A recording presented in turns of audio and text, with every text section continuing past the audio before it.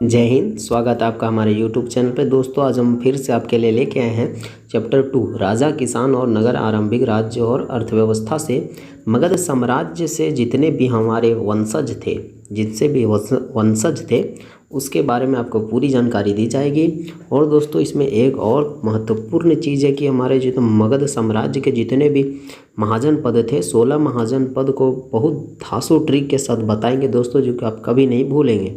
चलिए दोस्तों वीडियो को करते हैं शुरुआत। दोस्तों वीडियो को पूरा देखें दोस्तों, कम नहीं। अगर दोस्तों आप इस चैप्टर से ऑब्जेक्टिव क्वेश्चन को अगर नहीं देखे होंगे तो हमारे डिस्क्रिप्शन बॉक्स में उसका लिंक दिया, वहाँ से देख सकते हैं। चलिए दोस्तों वीडियो को करते हैं शुरुआत। हमारा फर्स्ट है कि मगध साम्राज्य का स्थापना। तो दोस्तों मगध साम्राज्य का स्थापना कब हुआ? तो प्रथम जो मगध साम्राज्य का स्थापना किए थे वो हर्यक वंश के किए थे। तो हर्यक वंश का स्थापना कब हुआ था? 544 ईसा पूर्व में। और इसका संस्थापक कौन थे हर्यक वंश का? बिंबिसार। बिंबिसार ने 544 ईसा पूर्व से 491 ईसा पूर्व तक अपने गद्दी पे रहा। उसके बाद दोस्तों बिंबिसार के बाद आया अजातशत्रु।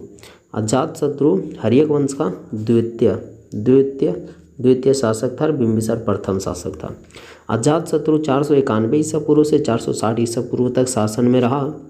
उसके बाद आया उदयन। दोस्तों उदयन तहलका मचा के रख देता है दोस्तों। उदयन जब आता है तो उदयन ने पाटलिपुत्र को राजधानी बनाया। दोस्तों ध्यान दीजिएगा, बहुत इंपॉर्टेंट है यहाँ पे। उदयन ने पाटलिपुत्र को राजधानी बनाया। यहाँ पे एक तो दोस्तों क्वेश्चन बनता है कि पाटलिपुत्र को राजधानी किसने बनाया? तो उदयन ने बनाया।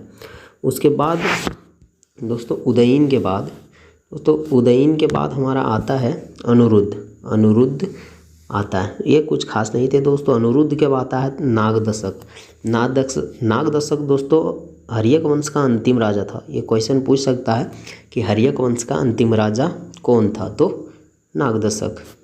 अब इसके बाद आता है दोस्तों दूसरा वंशज आता है, इसमें विजय प्राप्त करता है, तो वो होता है नागवंश। दूसरा है मेरा नागवंश। नागवंश का स्थापना दोस्तों 442 ईसा पूर्व में कौन करते हैं? शिशुनाग। ध्यान दीजिएगा, शिशुनाग करते हैं।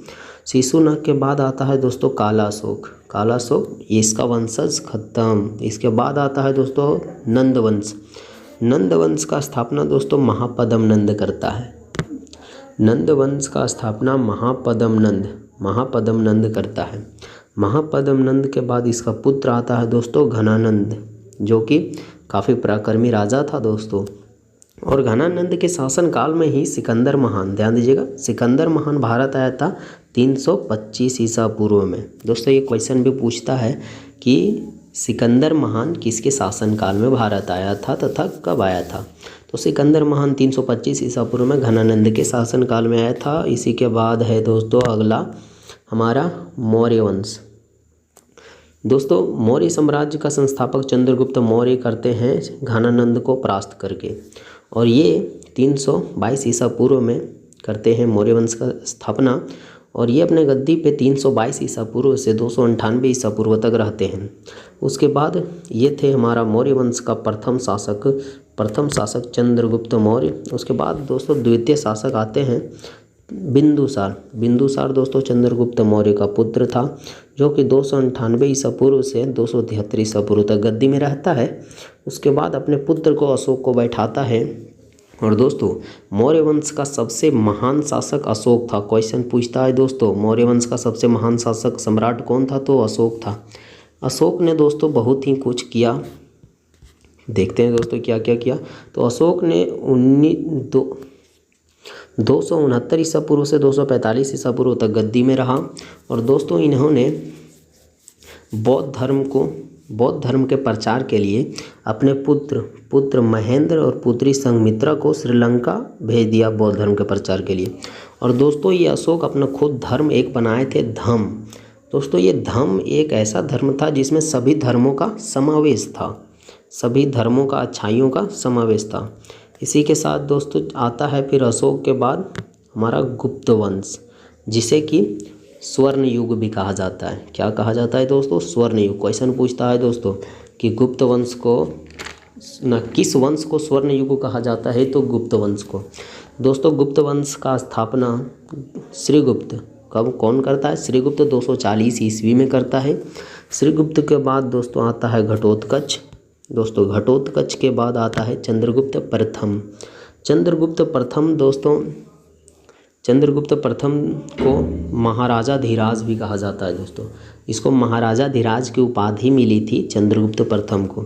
उसके बाद आता है दोस्तों समुद्रगुप्त, जिसे भारत का नेपोलियन कहा जाता है। दोस्तों इसको भारत का नेपोलियन किसने कहा था? तो विसेंट कौन कहते हैं दोस्तों? विसेंट स्मिथ समुद्रगुप्त को भारत का नेपोलियन कहते हैं। कौन कहते हैं? Vincent Smith. इसी के साथ दोस्तों फिर समुद्रगुप्त के बाद आता है चंद्रगुप्त प्रथम। चंद्रगुप्त प्रथम को दोस्तों विक्रमादित्य भी कहा जाता है। क्या कहा जाता है दोस्तों? ध्यान दीजिएगा, विक्रमादित्य। और चीनी यात्री फाह्यान चंद्रगुप्त द्वितीय के शासनकाल में भारत आए थे 415 ईस्वी में। दोस्तों यहाँ पे वेरी इंपॉर्टेंट क्वेश्चन बनता है कि क्वेश्चन पूछता है कि चीनी यात्री फाह्यान किसके शासनकाल में भारत आए थे? तो किसके शासनकाल में? तो चंद्रगुप्त द्वितीय के शासनकाल में। इसके बाद दोस्तों आता है हमारा चंद्रगुप्त द्वितीय के बाद कुमारगुप्त। क्या आता है दोस्तों? कुमारगुप्त ने दोस्तों नालंदा विश्वविद्यालय का स्थापना किया था दोस्तों। बहुत ही बड़ा विश्वविद्यालय था।